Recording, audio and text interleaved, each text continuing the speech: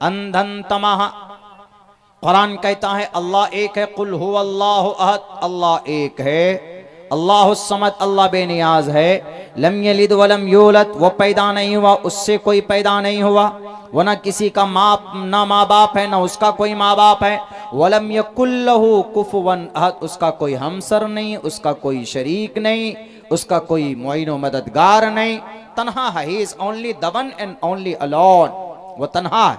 वेदों में भी खुले लफ्जों में सईशा एक एक विरदैक एव एक एवनस्मयो विक्ष वीडिया, परमात्मा एक है। कुरान का दूसरा ऑर्डर क्या है? नमाज पढ़िए।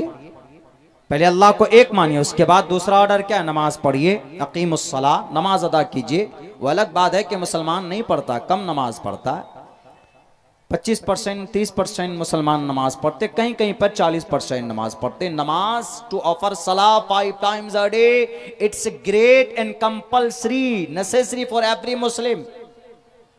If you want to be a complete Muslim, आप अगर सच्चा मुसलमान बनना चाहते हैं तो आपके लिए जरूरी है नमाज अदा करना।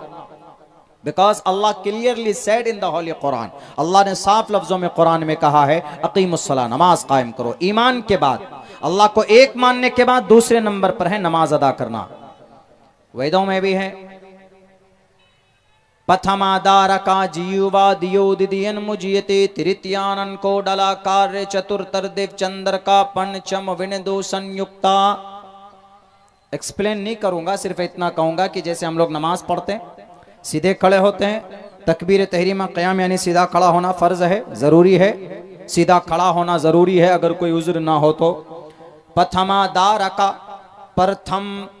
प्रथम अध्याय, द्वितीय अध्याय, तृतीय अध्याय, बोलते हैं अध्याय मतलब चैप्टर, पारा। प्रथमादारका, द्वार इसी से है, दारका द्वार, दरवाजा, दरवाजे को दारका, दारका का मतलब खड़ा होना। लोग चूंकि आते हैं दरवाजे पर तो खड़े होते हैं, तब बैठते हैं, बहुत बारीक टर्म्स इस्तेमाल किया गया। प्रथमा दारका जियो दिदियन मुजिए ते झुकना, तृतीयानन को डलाकार, तीसरे नंबर पर कुंडली मार कर बैठो, जैसे हम लोग सजदे में बैठते, इसमें कायदा में बैठते हैं। चतुर्तर देव चंद्र का पंचम विनिदो संयुक्ता, पांचवें नंबर पर आसानी के साथ, शांति के साथ, ध्यान के साथ अपने उस प्रेयर से निकल जाओ।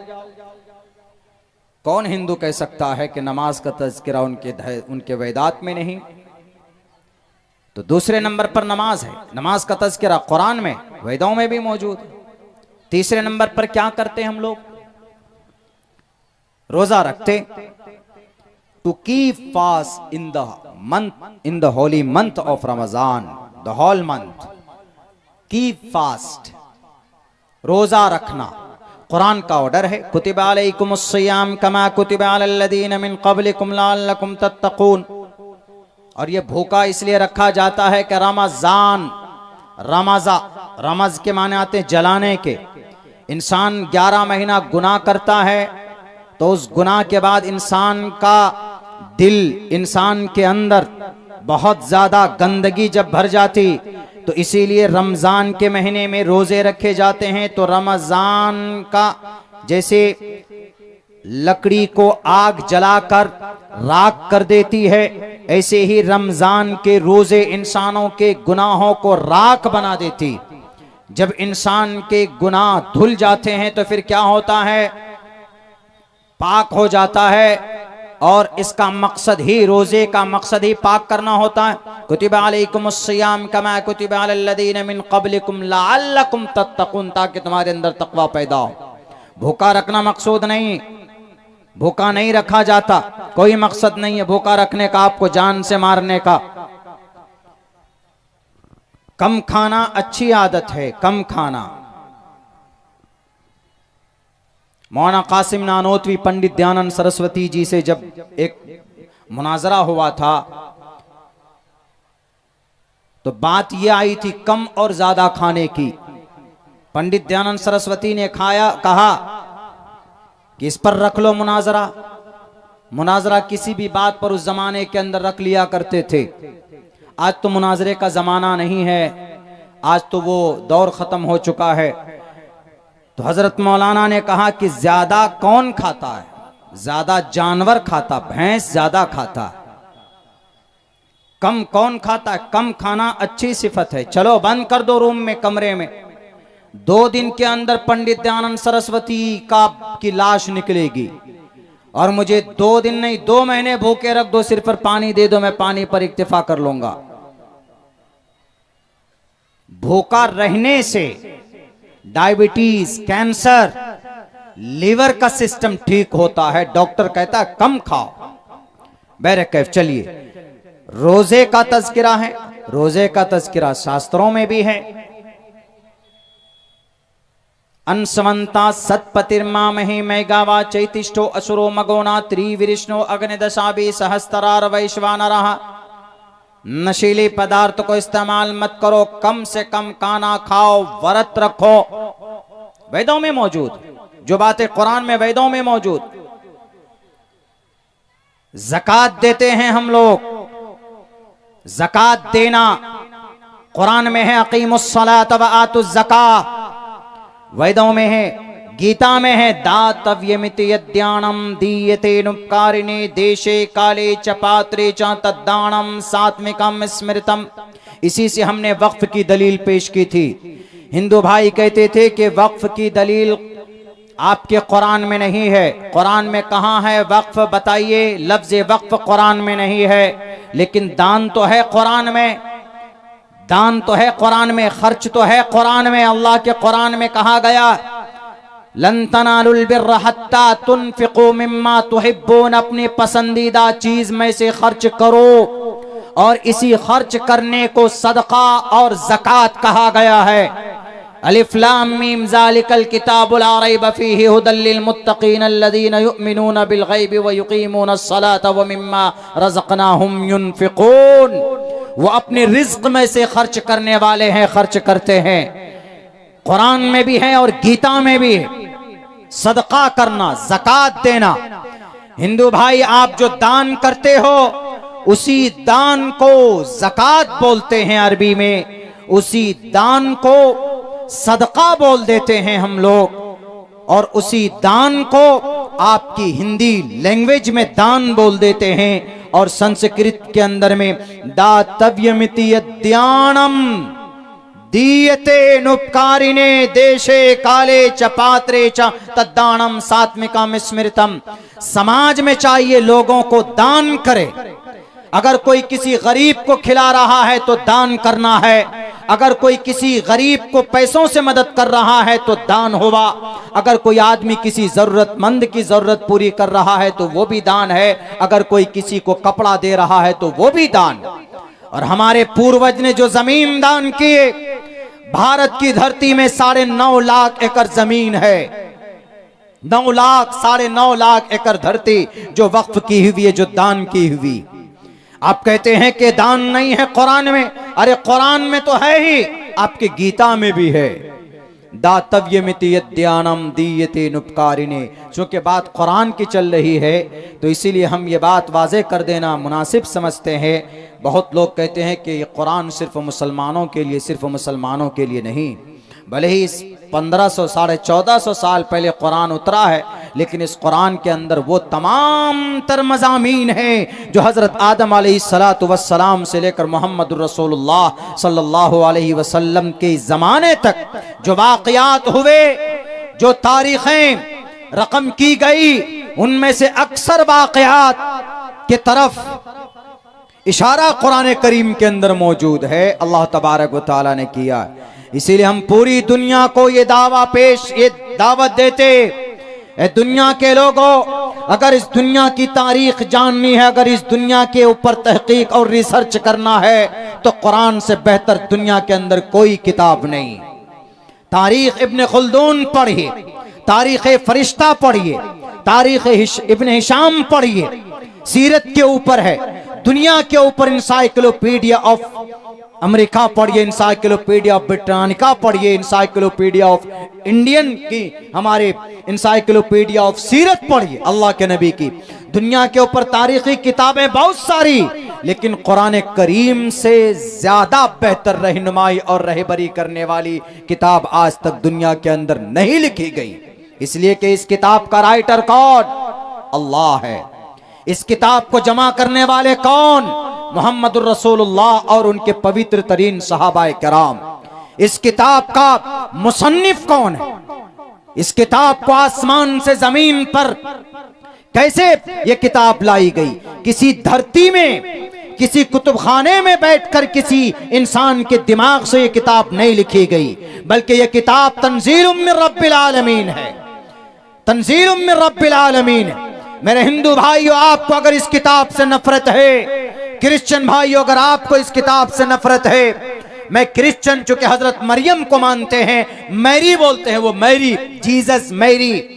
आइए आपके मैरी के ऊपर एक पूरी सूरत अल्लाह तबारक व तआला ने नाजिल की है 16वें पारे के अंदर। काफ हा या आइन साद जिक्र रहमत रब्बिका अब्दहु ज़करिया, पूरी सूरत है मैरी के ऊपर। सूरे मरियम, सूरे मैरी आप बोल सकते हैं। हजरत मरियम और हजरत ईसा अलैहिस्सलाम की पूरी तफसील अल्लाह तबारक व तआला ने इस किताब के अंदर पेश की, इस किताब के अंदर बयान किया है।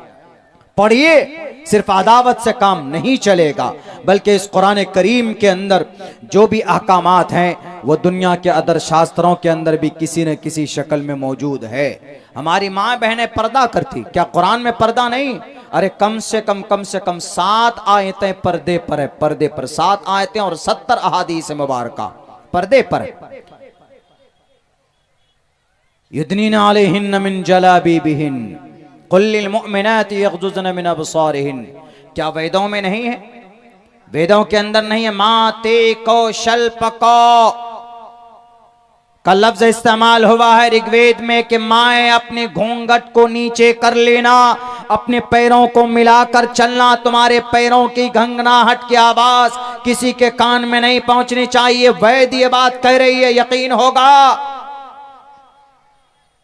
कुरान पर इल्जाम लगाने वाले सिर्फ अदावत की निगाह से देखोगे तो कुछ नहीं मिलेगा। मोहब्बत की निगाह से, जुस्तजू और तलब की निगाह से देखो, ये कुरान रहनुमाई करेगा। यत्र नार्यस्तु पूजन्ते रमन्ते तत्र देवता तत्र तास्तु न पूजन्ते न रमन्ते न तत्र देवता। औरत के सम्मान में वेदों में बात कही गई। तो मुसलमानों, असल कमजोर हम ही मुसलमान पड़ गए ना इस कुरान से। इस कुरान से हमने अपना रिश्ता तोड़ लिया। हमारे नौजवान तो बिल्कुल अपना वो समझते हैं कि सलमान खान की कोई वेब सीरीज, कोई फिल्म आ जाए उसी को देखने को पुण्य समझते हैं। 5-5 घंटे, 6-6 घंटे की वेब सीरीज बनाई जाती है, आप 6-6 घंटे देखते हैं। 2-2, 3-3 बजे रात तक आप देखते हैं वेब सीरीज। लेकिन हम मुसलमान यकीनन इतने बदकिस्मत और बदनसीब हो गए कि आज हम कुरान करीम की तिलावत के लिए हम कम से कम 15 मिनट का वक्त नहीं निकाल सकते। सोशल मीडिया पर कितना वक्त निकालते हैं? कभी भी मोबाइल पॉकेट से निकालिए तो फेसबुक, इंस्टाग्राम। कभी भी मर्तबा बुलंद होगा और किसी को अल्लाह पावर देगा कि खुद भी जन्नत में जाओ और अपने साथ 10 आदमी को ऐसे जिस पर जहन्नम वाजिब हो चुकी है उनको जन्नत में लेकर जाओ। ये पावर अल्लाह ने अगर किसी को दिया है तो एक हाफिज कुरान को दिया है। तो ये मकाम और मर्तबा है। दुनिया की सारी चीजें अलग, कोई मकाम और मर्तबा नहीं। लोग तो दुनिया को ही सब कुछ समझ बैठते हैं,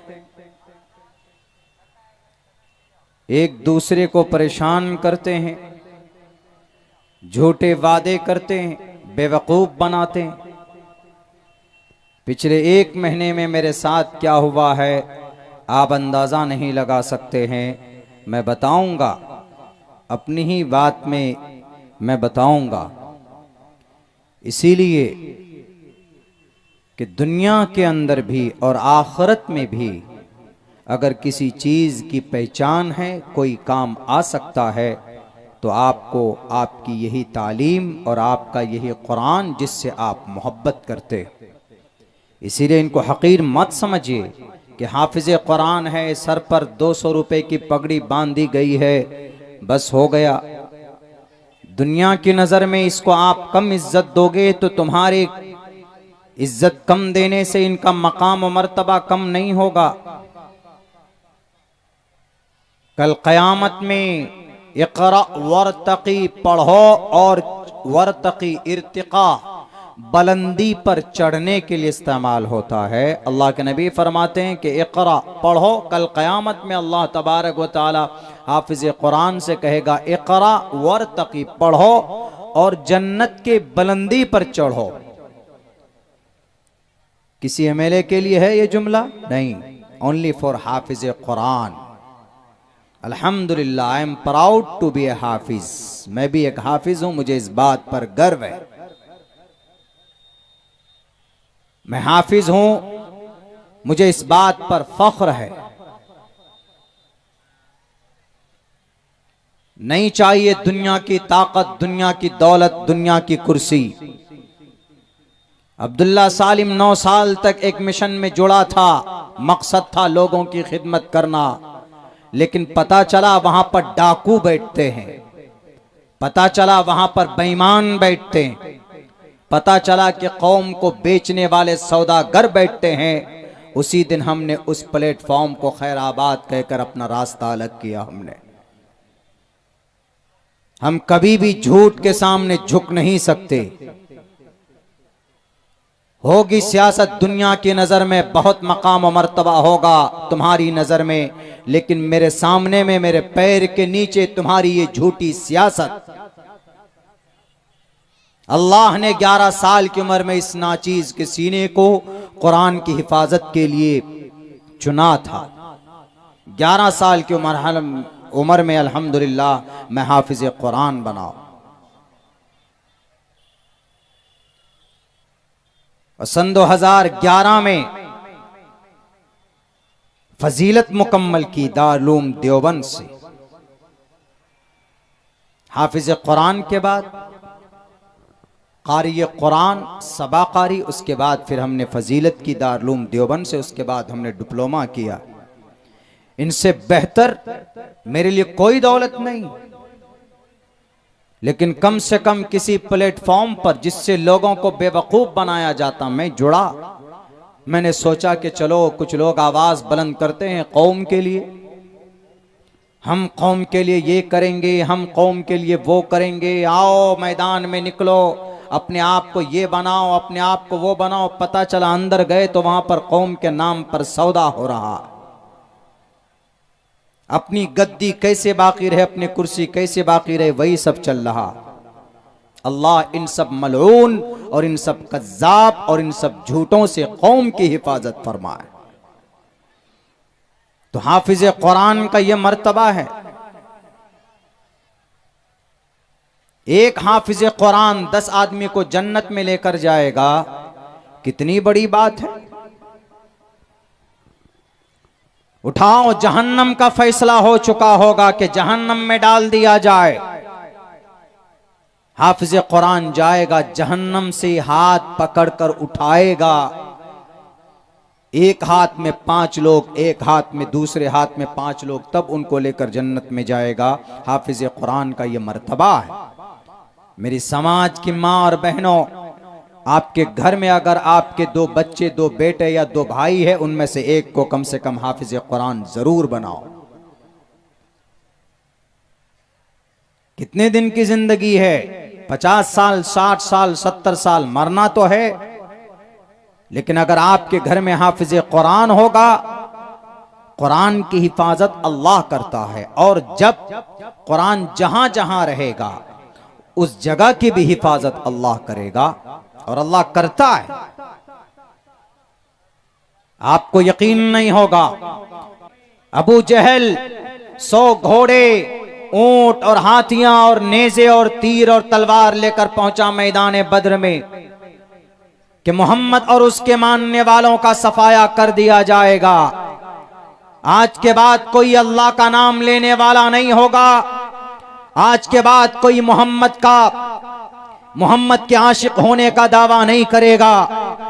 अबू जहल से उनके चाहने वालों ने कहा कि अबू जहल, चलो हम अपने मकसद में कामयाब हो गए, हमारा काफिला निकल चुका है, खतरे से बाहर है, चलो हमें लड़ने की कोई जरूरत नहीं है। लेकिन इस दुनिया के मलऊन जालिम, इस उम्मत का फिरौन, जब किसी की अकल मारी जाती है तो फिर वो मैदान मर्गे अपनी मौत की जमीन की तरफ कदम बढ़ाता। उस अबू जहल ने कहा कि नहीं, हम मुकाबला करेंगे, हमारे पास तीर है, हमारे पास तलवार है, हमारे पास ऊंट है, हमारे पास घोड़े हैं, हमारे पास 1000 नौजवानों के लश्कर जर्रार है, हम मुकाबला करेंगे, हम मोहम्मद और उसके चाहने वालों का खात्मा करेंगे।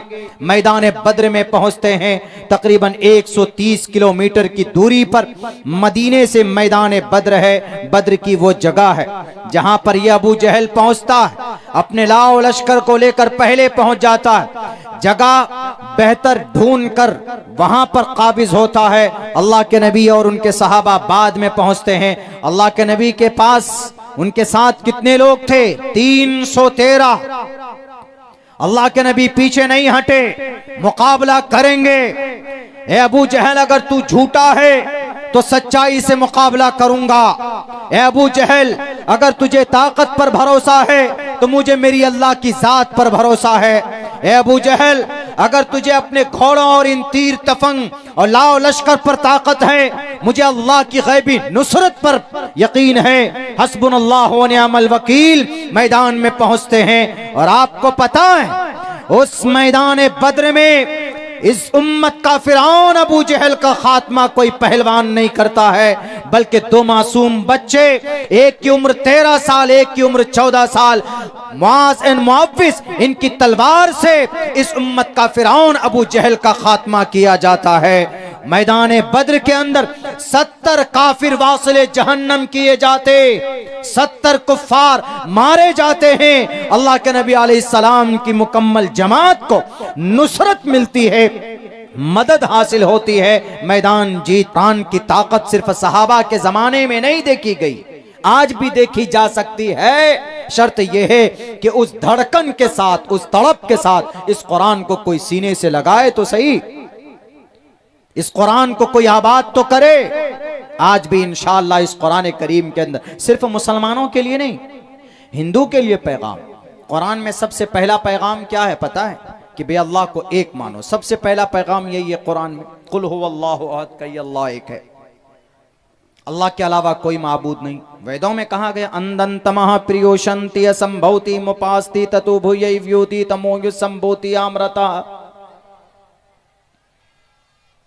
इन्नल्लाह ला यगफिरु अन युशरक बिही व यगफिरु मा दून ज़ालिका लिमन यशा। शिर्क यानी एक के अलावा दूसरा नहीं। कुरान कहता है, यही वेद, यजुर्वेद भी कहता है, अंधन तमः, अंधकार में है,